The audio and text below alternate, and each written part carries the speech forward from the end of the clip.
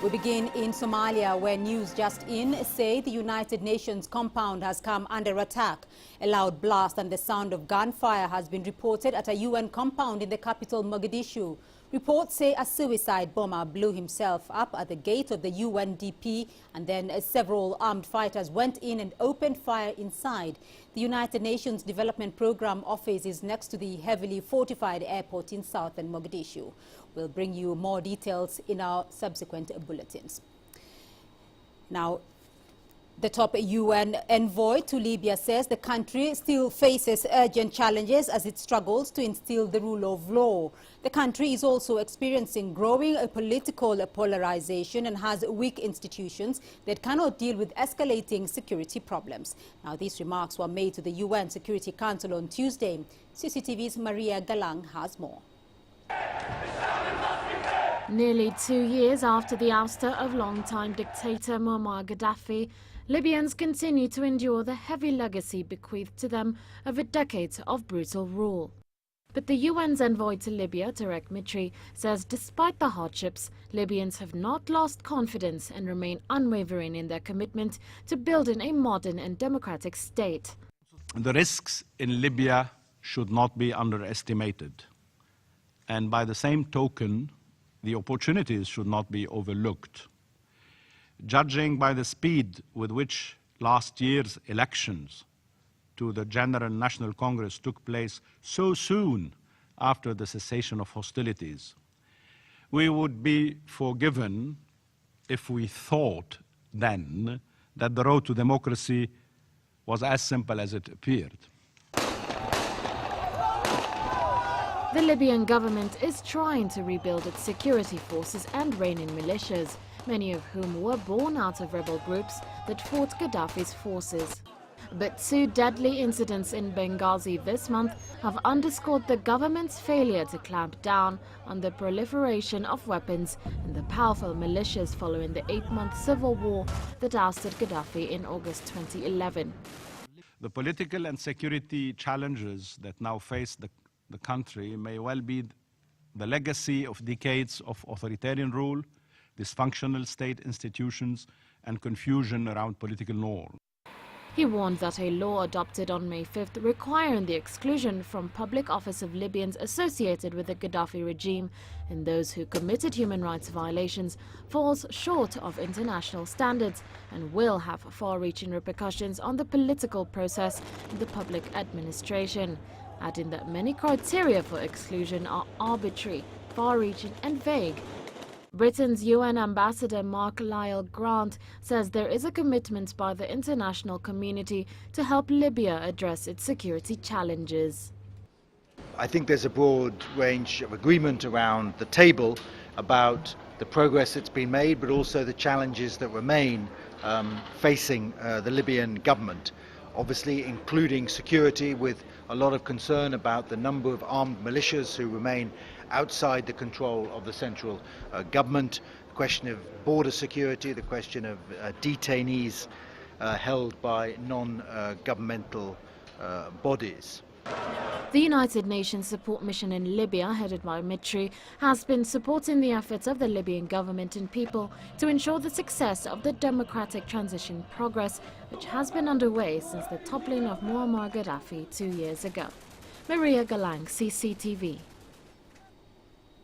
The Malian government and Tuareg separatist rebels signed a ceasefire agreement, and this paves the way for government troops to return to the northern rebel-held town of Kidal before a presidential election next month. Now, Tuesday's deal was reached after nearly 2 weeks of talks mediated by regional leaders, the United Nations and the European Union. The agreement will see rebel groups disarming as part of a broader peace process to resolve Tuareg's long-standing demands for greater autonomy for northern Mali. The Malian government in the capital Bamako has made it clear that it wants its civilian administration and army reinstated in the rebel stronghold before the July 28th vote. The elections are meant to complete a democratic transition after the coup of March of 2012. French Foreign Minister Laurent Fabius and the European Union's Foreign Policy Chief Catherine Ashton have both welcomed the accord. Now, millions of voters across Africa are preparing to participate in elections in coming weeks. Polls have been set to take place in several countries, including Zimbabwe, Mali, Madagascar and Guinea. However, each of these countries are facing different challenges, ranging from funding, security to credibility. The elections are also a source of sharp political division. CCTV's Jane Keo tells us more. Some much-needed good news for Mali. The government in Bamako has reached a peace deal with Tuareg separatists, and that could pave the way for elections next month. The vote is seen as crucial to restoring democratic rule in the country after 18 months of political turmoil and civil war. But many observers question whether Mali can hold a credible election. Tens of thousands remain displaced by the fighting.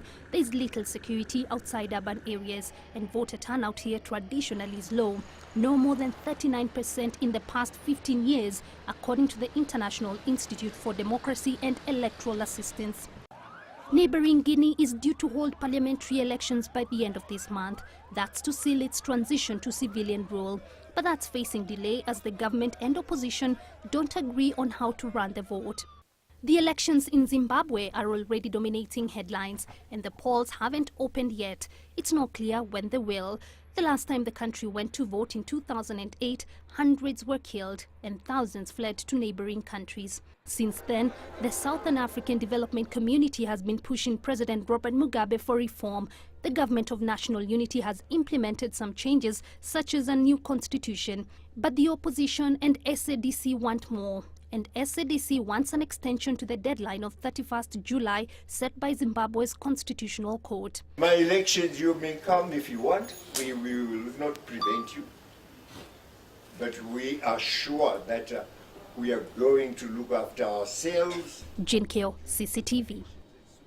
Well, let's get an analysis of elections in Africa. And I'm joined here in studio by Mr. Odwor Ongwen, a political analyst. Welcome to Africa Live. Now, African countries have achieved a measure of electoral democratization over the last 20 years, but elections in Africa are still a potential source of conflict. Why is this? First of all, we must appreciate that Africa has evolved within a very short time from a position where leadership was not contested to contested leadership after the independence. And what it means is that the kind of political structures we established after independence were based on patronage rather than common class interest. So getting into a position of leadership basically confers certain benefits, and the identities we use so far are either ethnic, religious, clan, and that kind of thing. So it becomes a matter of life and death, trying to get, quote unquote, your person in a position of leadership, and that's why we see all these conflicts. So as long as we continue with this winner takes all system, we are going to see more of these conflicts around electoral events. When you look at it, though, there are several elections coming up in Zimbabwe, in Mali, in Madagascar, and all of them have shown some sign of political conflict. How can these conflicts be resolved? First of all, each of these has a unique history. But what I would say generally is that in the short term, we need regional blocks to be able to help these countries get their act together.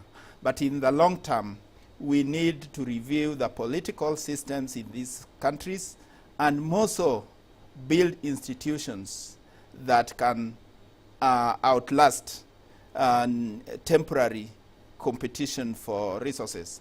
And a number of countries, including Zimbabwe, have recently reviewed their constitutions, and we do hope that they get constitutions that address longer political, economic, and social interests rather than being used for the purposes of power negotiations and allocation of positions. Some of these elections, though, are externally funded. How much of this could be a potential source of the conflict? or a contributory factor, so to say? Definitely, when you rely on external sources for anything, the interests of the donors or suppliers of those resources do come in. But I don't see so much in the recent past the fact that our elections are donor funded, making these elections be tilted so much in favor of the donors. We have had recently elections in Uganda, in Kenya, in Zambia, and even contrary to what was then common expectations, where donors were perceived to, or rightly or wrongly, to ally to one side or the other. It didn't quite matter. So the donor funding is basically addressing a deficit that we do have, that in most of our projects we do not have sufficient resources. All right. But having said that, the donors can leverage on this so that we do not have a situation where elections end up breaking a country, for example. Very briefly, though, electoral democracy, the cycle is now the norm rather than the exception, I beg your pardon, in Africa. Has this system of Western democratic situation been a good one for Africa? If you ask me, no. We have to get a system that is able to address the reality of Africa. And given that we are so much ethnically or religiously balkanized, the issue of first past the post in a winner-take-all situation definitely is not good for Africa. So it is important that we get a system that would be a bit more inclusive, so that we do not use elections to break countries. Check any country, you will see exclusion of large groups of population simply because even political parties in Africa, they are organized along very narrow lines, either ethnic or religious or clan or not wide class interest. So as long as we remain in a pre-industrial stage, the kind of Western first past the post system will not suit us. All right. So in the long term, we might need to revisit our electoral system and see which is the best. And we'll that leave it there should for be the an moment, inclusive, Mr. yes. Odwor Ongwen. But thank you very much for joining us here on Beatrice. Africa Live. Now, we'll take a short break on Africa Live, but still ahead on the program. Deadly attack. A suspected Boko Haram militant strike a school in northern Nigeria.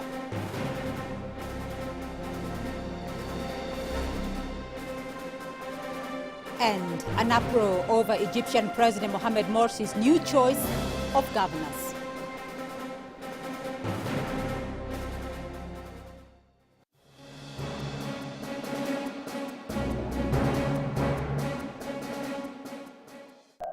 Breaking news, global trends.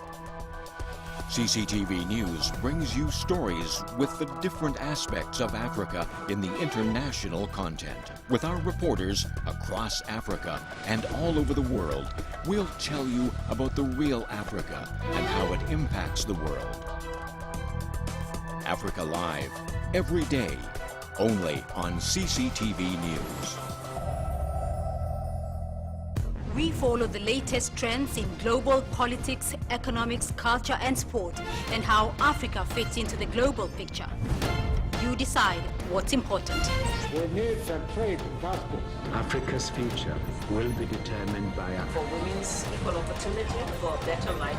We have to change something, and it's not the outsiders. Talk Africa, a new voice for the world.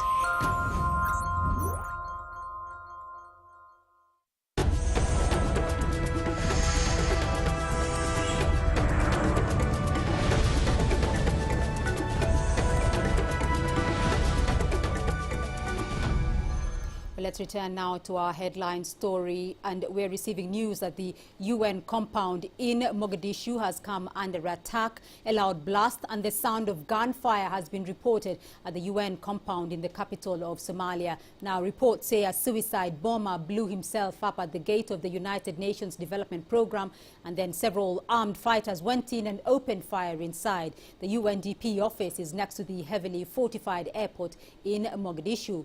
And now let's cross over to CCTV's Mohammed Hirmoge, who's joining us on the line from Mogadishu. Mohammed, what more can you tell us about the incident? International at the scene of engagement that is right in front of the gate of the highly fortified, indeed, United Nations common compound that houses the UNDP offices and quite a number of other offices of the United Nations. From where we are standing right now, there's a heavy engagement. Armed men blew the gate past, then a series of explosions. From where we're standing, we're hearing up to 6 or 7 other blasts that followed that. And there's a heavy engagement right now. The security forces are really very much in engagement with the attackers. So the gates are still, it has not opened yet. With quite a number of armed fighters right at the scene, almost 10 of them, bullets of all of them. The engagement is still continuing. Every 5 or 6 minutes, there's yet another blast. And even if you can hear right now, we are in the Mohammed, I'm afraid we have to let you go. We are having some slight technical challenge with the line there from Mogadishu, but we will be following the developments there in Mogadishu and that attack at the UNDP offices in Mogadishu throughout the afternoon. Now let's head to Nigeria, where suspected Islamist militants opened fire on a school in the country's northeastern city of Maiduguri on Tuesday. 9 students were killed in the second deadly attack on schools in 3 days. Witnesses say gunmen stormed the building whilst the students were undergoing an examination before opening fire at random. Boko Haram militants have rolled schools in the past. Boko Haram roughly translates as Western education is sinful and is seen as the biggest security threat to Africa's top oil producer. In another attack, 7 students, 2 teachers and 2 insurgents were killed when suspected Boko Haram fighters attacked a school in the northeastern town of Damaturu on Sunday. The 2 attacks have raised fears that a month-long offensive by government troops has merely pushed militants into hiding from where they can still launch devastating operations. Egyptian President Mohamed Morsi has appointed several Islamist allies as regional governors, and this decision has fueled criticism that he is seeking to monopolize power. But observers say it demonstrates Mohamed Morsi is determined to defy his critics. Adel Mahroui tells us more. It's the biggest reshuffle of regional governors since Mohamed Morsi's inauguration almost 12 months ago. And observers say his choices will likely inflame opposition to his rule. The timing is very sensitive. The move comes 2 weeks before the June 30th protest to oust the president. Most of the candidates either belong directly to the Muslim Brotherhood or are their allies, which strengthens his influence over the governorships and therefore secures the majority in future elections. Morsi has made 17 new appointments. Among them, 7 are from his Muslim Brotherhood and 5 are generals from the military. The most controversial is the new governor for the tourist hotspot of Luxor. He's from the political wing of Al-Jama'a Al-Islamiyya. It claimed responsibility for the 1997 Luxor massacre in which 58 tourists were killed. The group has since renounced violence, and its political wing says it actually deserves far greater representation. Having only one governor for our party, which has popular support in the streets, is too little. We deserve to have 4 or 5. The Islamic Party is part of the Egyptian society. It could be a test from the president to us. But we will represent a modern Islamic model and we will protect tourism. Officials from the presidency and the Muslim Brotherhood were not available for comment. But analysts say the president's picks shows he's not fazed by his critics. It is a message from the president that he is not worried by the opposition planned protest, but also when he puts his allies in most governorships, he can control the protesters and their movements. The reshuffle means Islamists now control 11 out of 27 governorships. Analysts agree that the reshuffle demonstrates the Muslim Brotherhood's desire to monopolize power and strengthen its support from allies before the June 30th protests. They also noted that not one of the newly appointed governors comes from the opposition. Adil Mahroui, CCTV, Cairo.